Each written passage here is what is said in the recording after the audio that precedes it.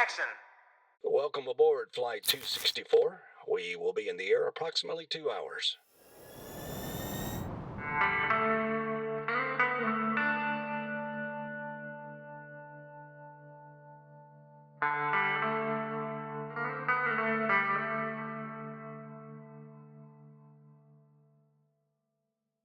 Let's go ahead and jump right into the action here.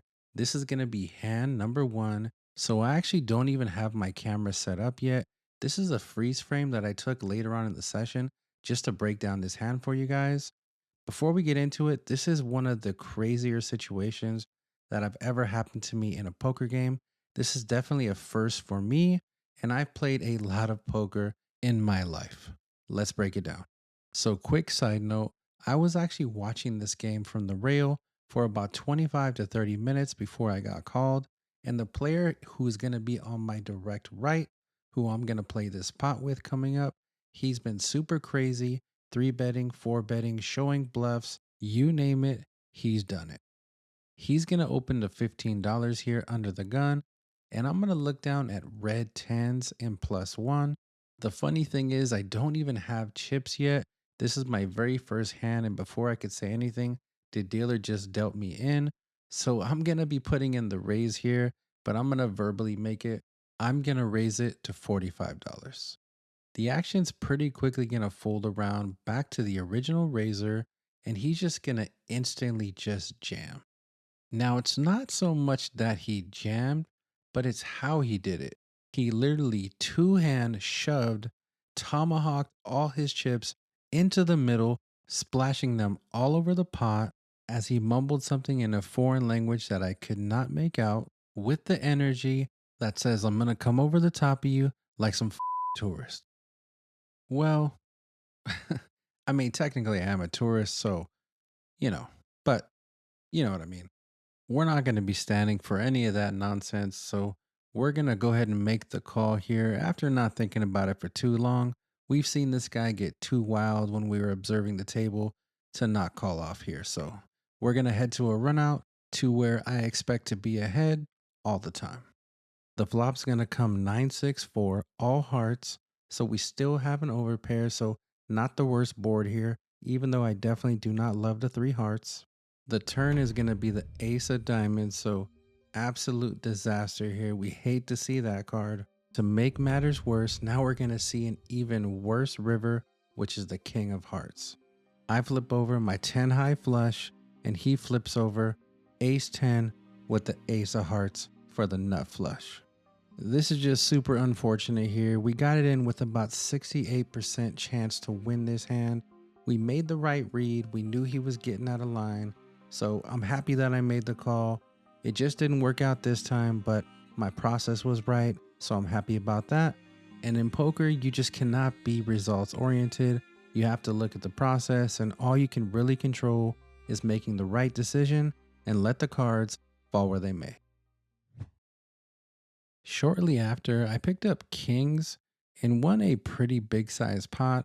The player had about $150-ish left in his stack, and we were able to get it all in, and I was able to hold versus his draw. So we were able to get just a little bit back there, a little bit closer to being even, which is going to lead us to this very next hand. In this one, action's going to fold over to the button, who's just going to call here, and then the small blind is going to decide to put in a raise. He's going to make it $20 straight, and we're going to peel back pocket jacks. Most of the time, this is just going to be a re-raise here from me, especially because we are short-handed. Jacks most likely have got to be good here, but this player has been super snug, hasn't put money in a lot since I've been playing with him. This is his very first raise, so I go ahead and give him a little bit of credit here and just decide to make the call, play it just a little bit cautious. And we're going to see a flop that comes ace 10 6, and he's going to continuation bet for $25. I don't think we can do much here besides just calling. I think raising is definitely out of the question. I'm only going to get action when I'm beat, and folding is just a little too passive, especially because I just called pre-flop. Jacks can definitely still be good here. As the pre-flop regressor, he's going to take down this pot a lot, so I anticipate him repping these boards, whether he has it or he doesn't. So now we're going to see the turn, which is going to be the eight of diamonds. The action's going to check through here. And now we're going to see a very interesting river, really interesting for me. We're actually going to spike here and we're going to hit the jack of diamonds on the river. It does bring in the backdoor flush and some straight draws, but now that he's going to check it over to me, we definitely feel great about it. So now it's just time to go for some value. I'm thinking, what does he have? What's the max he'll pay off here? He probably doesn't love the diamond as well, but what can I still get value from? What is his range? If he has a decent sized ace, if he has a hand like pocket kings, pocket queens, what would be the most that he might pay off? So I decide on a pretty small bet here. I go $50. So at this point, I could tell he really does not love it. He starts to lean over into his seat, looks uncomfortable, takes a look at the board, and is ultimately going to decide to make the call here. And we're going to roll over the jacks, and they're obviously going to be good. It's going to turn out that we got extremely lucky there on the river. We were drawing super thin. He tells us that he had an ace, so we were fortunate to spike the two out of there. But you know what? We will take it. We're trying to dig ourselves out of this early hole, and now we're starting to move in the right direction.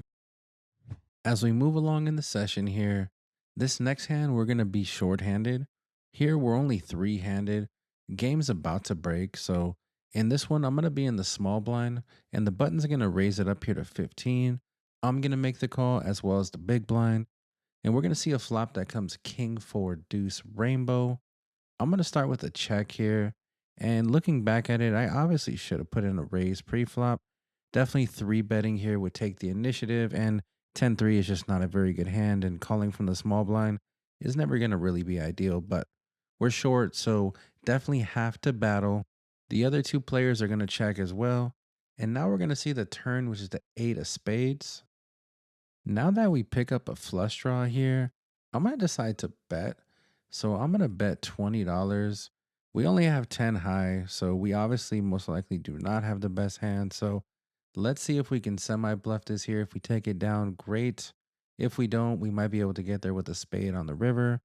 And then the player to my left, the crazy guy from the very first hand that stacked me, is going to put in the raise to $60. And the thing is, not only does he put in the raise, he puts the raise over my cards. This has literally never happened to me in my entire career playing poker. It's a first. It's literally like the disrespect level is off the charts. In my mind, I'm thinking WTF, but I'm trying to keep it cool. So I think ultimately here, we just got to let this one go. We are at a position, and this player is going to put a lot of pressure on us on a lot of rivers. So he's totally unpredictable. And I do not want to play a really big pot here with 10 high. So he's going to be nice enough to flash us the king of diamonds. So he was way ahead there. This guy is a really fun player, a lot of action. Hopefully, I can find a way to get to his direct left and we could play a bigger pot later on when I have a way better hand. So the last game broke, and now I'm moved to a brand new table. And this is going to be the very first significant hand that I play here. In this one, I'm going to be in the big blind. Action's going to fold around to the late position player who's going to raise to $10. Action folds back to me, and I'm going to look down at King Queen offsuit. We will be putting in the re raise here. We're going to be three betting this, and I'm going to pick a pretty decent size, and I'm going to go ahead and make it $55 to go. Us being out of position, we're definitely going to have to tax this player if he wants to continue. Now he's pretty quickly going to make the call here. So with about $111 in the middle, we're going to be out of position, looking for a really good board for our range here. The flop's going to come 9 deuce deuce rainbow. I believe a C bet is definitely in order here. We don't have to go super big. I'm going to choose $50. I think it should get most of the job done. Right now, I should have the stronger range. We're repping a pretty strong hand, so let's continue with our story. I'm the one that's going to have the pocket jacks, the pocket queens, the kings, the aces. You get what I'm saying.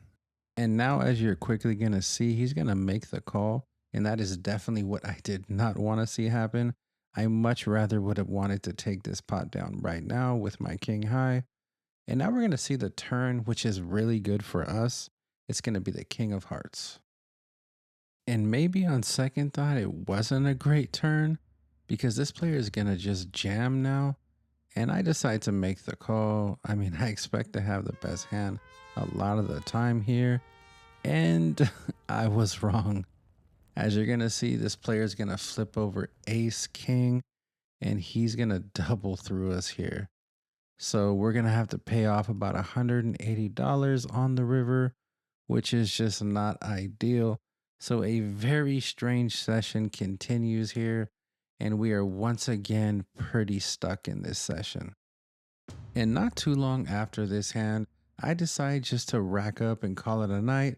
I'm going to go ahead and just take my L and try to come back tomorrow refreshed, hopefully playing a little bit better and hopefully running a little bit better. We are back again at Bellagio. So day two, and we're gonna try to run this thing up. Yesterday was kind of eh, not a lot happened. So you saw. So we're gonna try to run this thing up. Hopefully, we are not as card dead as we were yesterday, and run a little bit better. All right, let's get into it, and I'll see you guys at the end. Early on in the session, action's going to fold to us as we look down at ace 8 of hearts. I'm going to go ahead and raise this thing up here to $15. We're only going to get action from the cutoff. This player's been pretty snug early on, so I'm looking for a non-paint flop. I'm not just going to barrel any paint here, even though typically it should be good for me. This is going to be just what we had in mind. We have top pair, top kicker. I see bet for 20, and he instantly folds. Moving on to the next one. In this one, under the gun and +1 are going to limp. And then the low jack is going to have enough of the limping and he's going to raise to $15. Now, the limpers have been very sticky. They have limped and repeatedly called pretty big raises. So I think normally standard thinking would be to re raise here. But in this spot, I think calling might play a little bit better just because I'm going to bloat a really big pot out of position with a mediocre hand and I'm going to be against three other players. So I decide just to make the call. That's going to bring both of the other limpers. So with $60 in, the flop's going to come 10-8-4, two diamonds. I start with a check. Action pretty quickly is going to check around. And then we're going to see a very good card for my hand. That's going to come to four clubs. So with one over, I'm pretty sure I have the best hand here. Conventional wisdom says we most likely would have heard from a 10 on the flop. So our nines are most likely going to be good here. So let's go ahead and get some value. And I decide to bet $20. Now that's going to get rid of UTG and +1, but the low jack is a non believer and he's going to make the call. The river is going to come to six of spades. I check with the intention to call pretty much any size bet here. I don't think we can bet and get called by worse, but we can check and maybe he'll stab and we can pick off a bluff. But no such luck. He's pretty quickly going to check back. We roll over the nines and they're going to be good. All right, last couple hands of the session here. This one I'm under the gun and I'm going to open up red ace 5 offsuit to $15. Now I know what you're thinking. This is not an open, and you are 100% correct. I should just fold this in most games, but I have not been getting re-raised a lot, have not been getting three bets, so I think it's okay to exploit here and definitely get out of line to try to make the most profit. And it's okay to mix some of these in as well. I don't always want to just have a strong range. I want to be really hard to play against. So having some hands like this in my range will help me accomplish just that. Heads up to a flop, it's going to come 6-5 deuce rainbow. With 30 in, heads up here with the button. Middle pair is most likely going to be good. So let's go ahead and c bet here and get some value. My hand also does need some protection. There is a lot of bad turn cards that can come. And as you're going to see, he's pretty quickly just going to fold. And we're going to take this one down. All right, we've arrived at the final hand of this session. In this one, there's going to be an early limper, and the action's going to fold to me. And I'm going to look down at Queen Jack offsuit in the cutoff. I'm going to isolate the limper, and I'm going to make it $20. And now you're going to notice that a player just jammed. A really fun girl in the game. She's actually been awesome for the game. Really good time. Now, she happened to act out of turn, but it's not really going to affect anything. The player in front of her is going to go ahead and just muck, so she can jam. And now we're going to head to a run out. So we flip them over, and we do have a flip on our hands. She has pocket sevens. Let's see if we can spike. Now, this is one of those rare times that I actually don't care if I win. I actually hope she wins because she's been great for the game. But as you're going to see, we're going to hit two pair, and that's obviously going to be good as we get ready to close out the session. All right, let's go ahead and put this session to bed. Totals into the game for just one bullet, $300. Cashed out for 400, so plus 100 on the session, which is always a good thing. And nice little rebound from yesterday's session. All in all, still down from 2 days here at the Bellagio. Still down about $220, I believe, give or take. It is late, so I'm a little tired. I apologize if it's wrong, but I will link the correct total somewhere right here. That's gonna do it. I'm gonna go ahead and get out of here and catch some sleep. Back to California I go. Vegas, I will see you guys on the next one. Please like, subscribe, comment, and I'll see you on the next one. Take care. Peace.